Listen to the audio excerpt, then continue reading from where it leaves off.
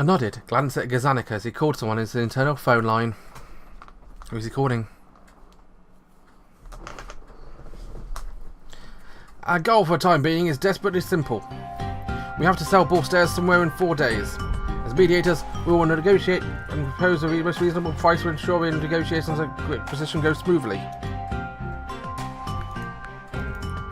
Dr. Wallace guided from Gazanica's office to a room where market viewers are said to be working. In any case, it will be a large discount. I think I might even want to buy. Think it'll go well? A buy at this scale would be difficult even during normal times, right? If you mean will a buyout be approved, we don't have much choice but to make it happen. You probably understand too how important an investment bank is. Like a poor bull in a china shop. It's on the verge of falling and we can't let that happen. Well, I said this and let out a sigh that sounded more like a groan. You're asking if it will go smoothly, I'm pretty sure we'll face problems. Just too hasty. Couldn't believe my ears, it was even more suspicious than a phone scam announcing the discovery of a cure for cancer. Well, why did it come to this? It can't be that it's a payment for loss of a gamble. Near my questions, Wallace laughed and his shoulder began shaking. Did it hurt your conscience? No, it was just that it would more a little better if it was the case. The more I hear about this, it feels more like a bank run. Wallace turned to me, shrugging. I didn't understand it either. For the first time in a while, I was making phone calls everywhere. After he said this, he explained. Did you hear about that fund affiliated with Bull going bankrupt? Yeah, I just saw it on the news, but the real estate fund, right? Yep, and that's what started it all. Well, I said it so easily, but I didn't understand. The affiliated fund was like the rocket Chris had drawn. Should have just been something extra hanging off the bottom of a main part, like a huge bank. The news said they went bankrupt because of a loss of 1.5 billion. The loss was probably debt, but it was unlikely that they were burning their borrowed money to keep themselves warm. Value of stock and real estate had bought with that money probably hadn't ended up being zero, and really damage must have been smaller. Moreover, the sheer scale of the business on the main part of the bank was literally extraordinary, so I couldn't imagine just the two affiliated funds going bankrupt would threaten to sink the main part itself. It was like a balking man hemorrhaging because of a mosquito bite and dying. I'm pretty sure the vice president of Bull was called Old Beardy. He still has no idea what he caused it all. But idiot earned his company would go bankrupt in 4 days, panicked, and called it the government. But I said he was born on Earth, that's probably why he thought the government would do something. Well, I was just laughing ironically. Here's what happened. A fund affiliated with Bull Stairs was gathering money from investors on Earth, CP. It was fundraising by selling short-term securities. And what money it gathered, it was buying real estate or real estate loans. That part is nothing special for us. Yeah, that's why I'm having more trouble understanding it. This fund was most certainly selling those loans, turning them into securities like ABS. If Barton had been not taking it from me, well, I would have made a profit from my bankruptcy and my protection. Would have been the fund's loss, of course. But even then, how did he get to a point in the main part of Bull Stairs would die 4 days later? The problem is, well, how money borrowed from unreliable, well, unreliable isn't the right word. It's better to say it wasn't certain. Since they're borrowing money on short term, they had to refinance the whole time in order to continue their business. Of course, as long as their clients continue to buy their CP and lend them money, it was not a problem. However, it didn't go well this time. Loans limited short term like this are met in order to provide an escape in case something like happens after all. Yeah. So making us think they were spending money on crazy investments when in fact we were still being cautious. That's why interest on long-term loans was so high. After all, you can't know what's happening during that long-time span. With a short-term investment, you could evaluate the situation and pull out funds immediately. And now the real estate market was crumbling. That was clear for everyone else to see. In that case, now was time to exert caution.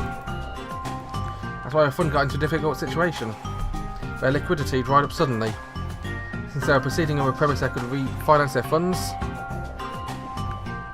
they were suddenly unable to pay the real estate they had acquired.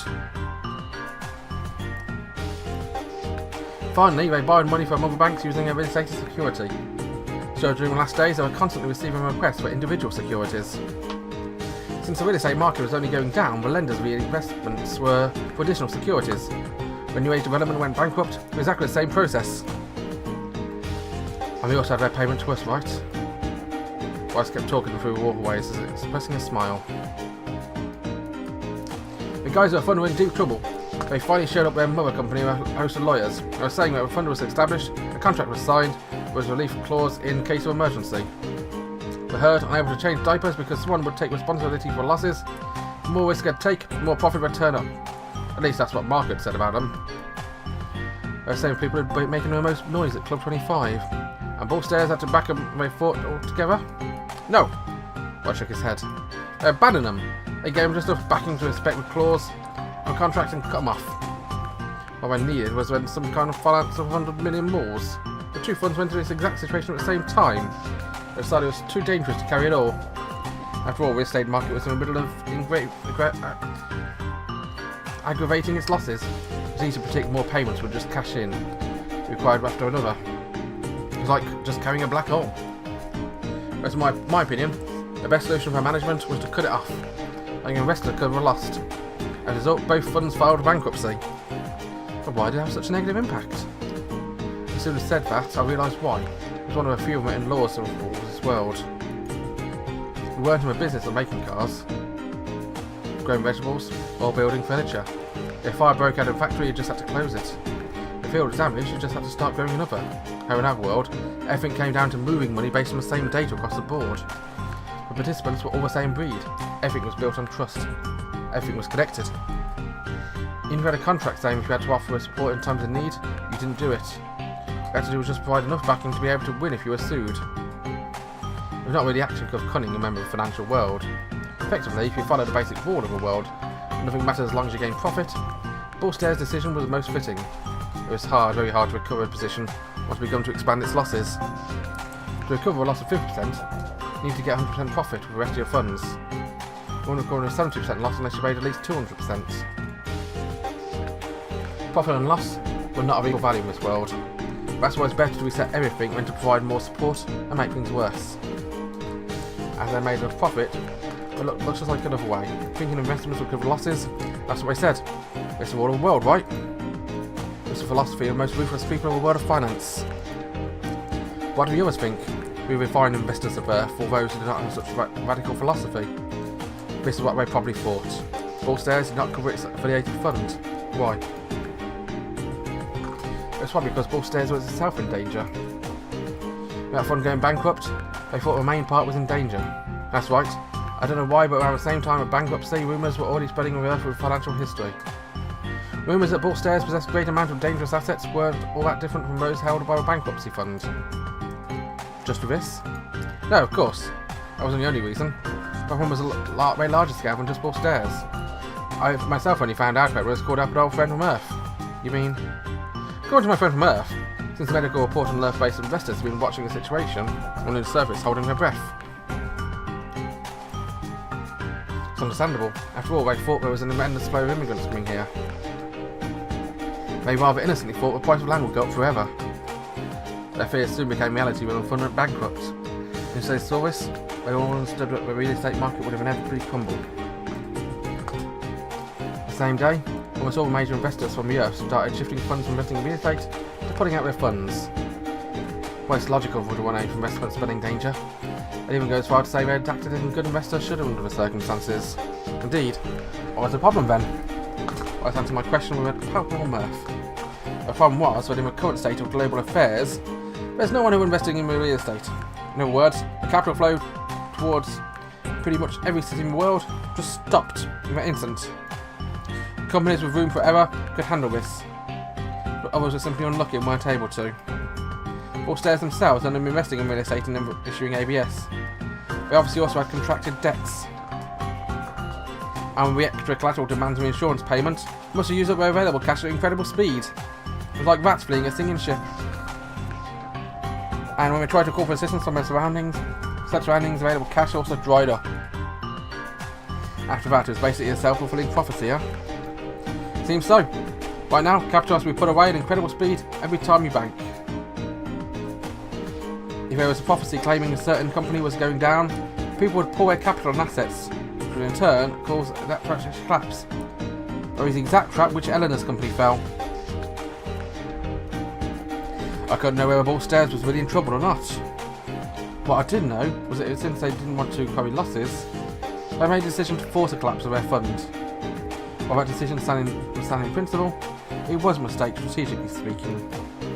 Because of this trivial error in judgment, the huge main body, Ball Stairs, was facing quite a predicament.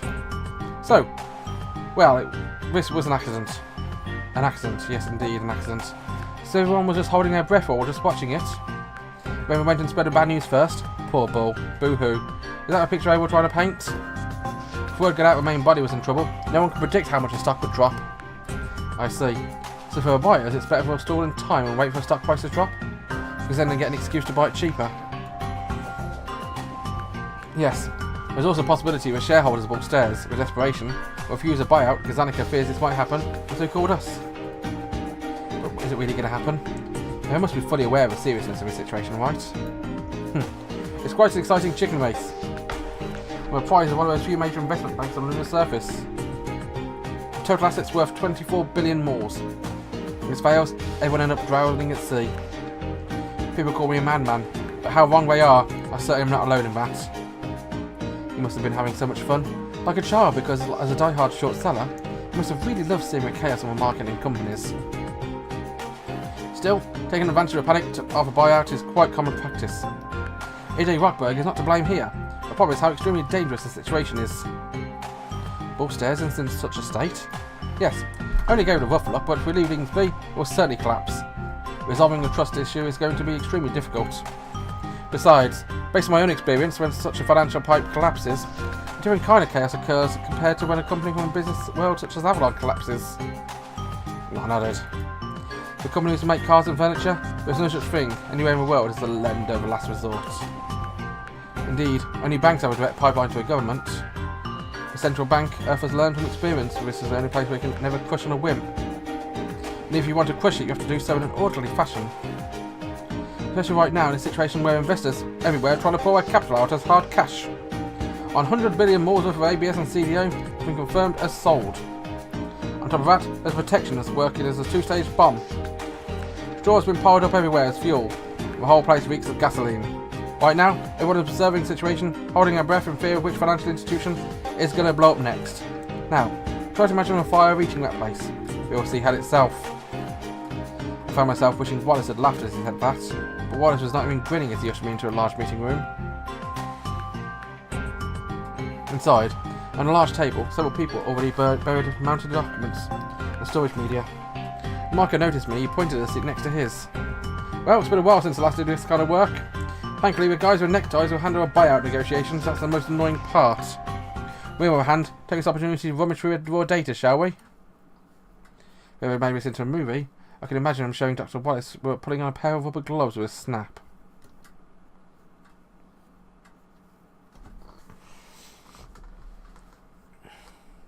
The initial negotiations of the buyout started after the market had closed for a day. Though Rockberg might have finished an evaluation of assets by Ball Stairs, it was clear that one of their buyers were to disappear. They would lose everything. In any case, they would probably need to make a rough estimate for the time being. Really though, I felt right at home in a situation where there was too much to do and not enough time. If I had plenty of time to take care of those tasks, even if I'd been able to postpone them, we'd probably end up doing nothing but brooding over Hagana, and rather not thinking about whether or not it would be a productive thing to do or not. For that reason, I continued to work on our days. As expected, Ball Stairs had been a crucial part of the money market. The assets were particularly varied. Evaluating the worth of their positions in a financial derivative products was particularly complicated.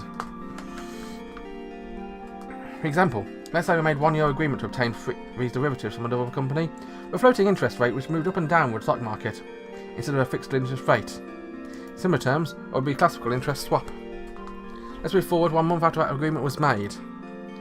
That contract value at the point in time? How would you know it so early on?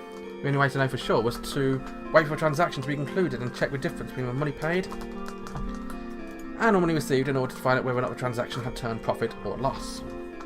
Apparently there were over 200,000 of these tedious transactions amongst Ball Stairs assets. Regardless of how many there were, it was still necessary to get a price on these products on certain value. As things like shares, bonds and other similar options, since they were frequently traded back and forth in the stock market, it was easy to determine their price. The problem was that since most financial derivatives were made to order, they were rarely traded. So basically this meant in order to assess their value, they had to be arbitrarily put a price on these products themselves. Most investment banks had their own value models for that purpose. There's the usual stuff based on maths which estimate their future price range. Both stairs are admitted theirs. People who knew what to make of them were steady crunching numbers hand in order to put out their overall value. As he cast a sidelong glance at the process, Marco said in a small voice, "Main issue here is most definitely going to be a dispute over the appraisal of his assets, right?" "Yeah. Even only a god could judge that. It's ancient earth saying, so that who he has the money controls the universe, you know?" "Yeah. Kind of like those kids who say their dad rules the world when they can't answer." "I doubt a kid can understand what being a claims trader means, though." "I say that you can." Marco shrugged at my question. "You deign to recognise me as an adult, I'll let you know." They were still quite upset about me letting him manage the office while I was in Earth. I realised a couple of minutes later, that wasn't it. But my unsightly defeat against Spartan, he still considered me an adult wherever he was expect. When Marco noticed I was looking at him, he raised his head with a questioning look. There's only one thing I could say. By the way, I've given it a lot of thought, but honestly I don't know what it means either. Marco replied, smiling a little. "I think anyone knows what it means wouldn't be doing that work." Fair enough. From the conversation we're having, the workload we share between Wallace, Maria and the two of us, we're clearly the heaviest amongst anyone. It seems that most people here were either young bureaucrats from the economy department or lawyers and accountants brought in by Seisha's office. If they knew about the theory, it seemed like they didn't actually know much about the stock market.